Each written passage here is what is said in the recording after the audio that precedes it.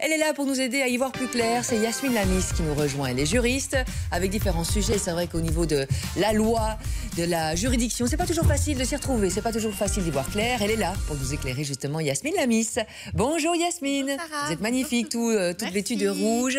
Merci. Et c'est vrai que c'est pas toujours évident d'y voir clair, surtout quand on parle de cohabitation légale. Oui, effectivement. Donc, la presse a fait écho ces dernières semaines des problèmes qu'on rencontrait lors de la cohabitation légale. Donc, la médiatrice fédérale a justement souligné quelques problèmes, vu la similitude du statut de cohabitation légale avec le statut de mariage pour certains points, comme la fiscalité, par exemple, ou les droits de succession. Eh bien, il y a beaucoup de cohabitants légaux qui ont eu le sentiment d'être un peu induits en erreur, parce qu'ils ont découvert qu'il y a toujours des grandes différences qui existent toujours. Et ils ont découvert ça un peu sur le tard. Et donc, maintenant, il y a une petite sonnette d'alarme qui a été tirée récemment par le médiateur fédéral et qui dit, voilà, est-ce qu'il faut rapprocher finalement le statut de cohabitation légale au statut de mariage ou est-ce qu'il faut en rester là? Donc, on va un petit peu voir, effectivement, il y a toujours des différences, il y a des avantages, des inconvénients. Donc, on va voir ça ensemble. Et on démarre, Yasmine, par la définition. Alors, au niveau de la définition, Ouais. donc le mariage, qu'est-ce que c'est le mariage? C'est deux personnes qui s'unissent Voilà. pour le pire et le meilleur. Voilà, donc c'est une institution où deux personnes, un couple, que ce soit un homme, une femme, deux hommes, deux femmes, établissent entre eux une union. Donc l'union est reconnue juridiquement. Et alors, depuis la loi du 13 février 2003, eh bien, les personnes de même sexe peuvent aussi se marier. Donc c'est possible maintenant aussi, depuis juin 2003, de se marier pour deux femmes ou deux hommes, par exemple. Alors, Et au niveau de la cohabitation légale, c'est une situation. Donc, c'est pas une institution, c'est une situation de vie commune entre un couple, un homme, une femme, un oncle, son neveu, une petite fille, sa grand-mère, qui décident aussi de vivre ensemble et de structurer ça juridiquement. Et alors, ils vont aller à la commune pour faire une déclaration de cohabitation légale. Donc, il y a effectivement certaines formes qui sont respectées. Ce n'est pas que pour les amoureux. Donc. Voilà, c'est pas que pour les amoureux.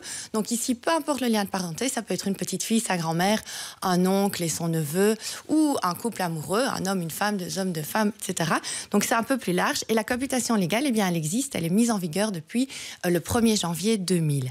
Alors au niveau des différences, des avantages, des inconvénients, eh bien, au niveau des différences, il y a quand même aussi certaines similitudes avec le mariage. Donc par exemple, une grosse protection, c'est la protection du logement familial. Oui. Donc ici, ce qui est évité, c'est par exemple, moi je cohabite avec monsieur X, mais je ne suis pas propriétaire de l'immeuble. Eh bien, il ne pourra pas me mettre dehors comme ça. Il doit toujours demander mon accord s'il veut vendre, donner, mettre en hypothèque, etc. Je dois toujours donner mon accord.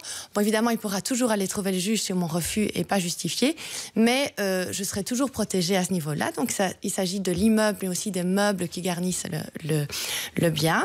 Alors, il y a aussi des solidarités qui sont prévues, comme dans le mariage. Donc, il y a une solidarité pour les charges communes, les charges de la vie commune, tout ce qui est facture d'électricité, par exemple, ou alors tout ce qui est pour les enfants, entretien, éducation des enfants qui font partie du ménage, donc peut-être pas nécessairement ses propres enfants, et tout ce qui est aussi, par exemple, emprunt pour l'immeuble, taxe de circulation de la voiture commune, etc.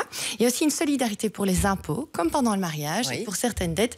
Donc, une fois qu'on a contracté une dette qui est indispensable pour les besoins du ménage ou pour les enfants, eh bien, ici aussi, il y a une solidarité entre les deux partenaires. C'est de base, Alors, Yasmine. On ne doit pas signer des papiers supplémentaires. non, c'est de base. Donc, une la fois passé seule à la commune, formalité, on c'est la s'engage à tout ça, déclaration de cohabitation légale à la commune. Et c'est fait. Donc, il faut apporter toute une série de documents, sa preuve de naissance, identité, etc. Oui. Il y a aussi le régime fiscal qui est identique. Comme vous savez, il y a les impositions communes, solidarité au niveau des impôts, toute une série de choses qui existent, comme les droits de succession aussi, qui sont les mêmes qu'entre conjoints. Oui. Et alors, il n'y a pas de succession sur le logement familial. Et les différences, alors Au niveau des différences, justement, effectivement, il y a quand même pas mal de différences, et c'est ça qu'on oublie parfois, c'est qu'il y a effectivement ce devoir de solidarité pendant la cohabitation légale, mais une fois la cohabitation légale est terminée, par séparation, par décès, c'est fini, il n'y a plus rien. Donc, il n'y a pas de devoir de secours comme dans le cas du mariage, où il y a une obligation d'entretien si on est séparé, ou un devoir de secours quand le conjoint est décédé. Donc ici, il n'y a pas tout ça. La seule petite protection qui a été prévue un peu après, en 2007 de mémoire, c'est un usufruit sur le logement familial. Donc, qu'est-ce que c'est? Si par exemple, voilà, si par exemple, j'habite avec monsieur X, je ne suis pas propriétaire du bien, mais il décède, j'aurai toujours un droit d'usufruit sur le bien. Maintenant, attention, si on n'a pas d'enfant l'enfant, si moi je ne suis pas propriétaire du bien, eh bien la nue propriété ira à l'État. Donc faites attention, c'est un droit assez fragile parce qu'on peut toujours le supprimer. Si Monsieur X décide de supprimer, voilà.